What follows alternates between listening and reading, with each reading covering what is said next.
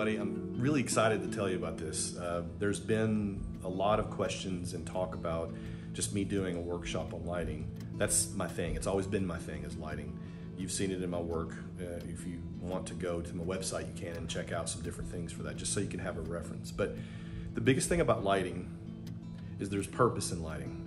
And that means it could be the subject, it could be the theme, it could be just like some sort of thing, like if it was just a music package or something like that, and you needed to have a theme for that music package, and you had to apply the lighting that made sense to the artist. And so it's really about lighting with purpose. You can't throw the same 3 types of lighting or 4 types of lighting towards every single either person or subject. It shows your limits, I think, a lot of times when you do that. There's so many different types of lighting, whether it's like this right here, this ring light you're looking at right now that we've lit this thing with.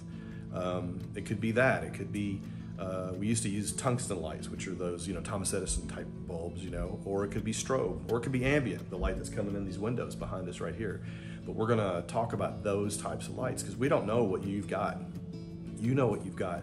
So how can we apply that to the shoots that you're doing and to the things that you're photographing?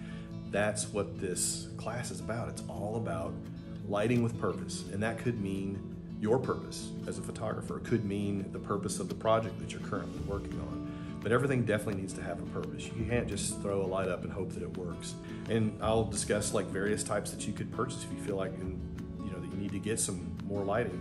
There's a lot of inexpensive options out there. It doesn't just have to be, everything's 10 grand or whatever. The barrier of entry is a lot lower than it was when I first started 30 years ago.